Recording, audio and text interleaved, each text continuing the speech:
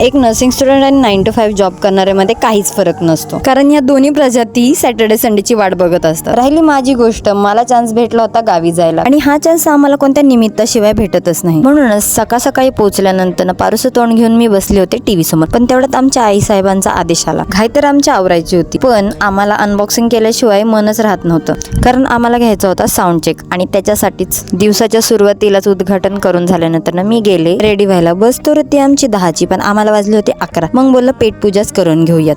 By the way, तुम्हाला या डिशचं नाव माहिती असेल तर नक्कीच कमेंट मध्ये सांगा. आज तर होता मदर्स डे, तर मम्मी माझ्याकडनं एक्सपेक्ट करत होती गिफ्ट, म्हणून तिला तयार करून आम्ही निघालो तिच्या माहेरी. पण आमच्या गावाचं ऊन बघता मला गॅरंटी आहे आमची हालत तर त्या गॅसवरती भाजलेल्या पापडासारखीच होणार आहे. पण माझ्यातला पुणेरी किडा कुठं संपतोय. सनस्क्रीन पेक्षा आमचा जास्त ट्रस्ट आमच्या स्टॉल वरती असतो. मग त्यालाच बांधून मी निघाले. पण जाता जाता आमच्या आईला दिसल्या कैऱ्या, पण कैऱ्या सोडून आमच्या आईने लिंबाच्या काड्या उचलल्या, कारण आमच्या तेजसनी केलंच तसं तोंड होतं. म्हणून मम्मी म्हणली, घे तुझ्यासाठीच गिफ्ट. बाहेरून दिसणारी सुसज्ज पोरगी आतमधून किती गावठी आहे हे फक्त माझ्या घरच्यांना आणि माझ्या फ्रेंड्सलाच माहिती आहे, कारण आपले किडे फक्त आपल्या जवळच्यांनाच माहिती असतात. आणि ह्यांचे किडे बघून तर मला पण वैताग आला होता. पण हा व्लॉग पाहिल्यानंतर ना त्यांची काय हालत नाही ह्याची गॅरंटी मी नाही देऊ शकत. लाईफ मधून असे किती काटे काढलेत हे फक्त मलाच माहिती आहे, पण माझ्या खानदानासाठी तर मी नाजूकच आहे.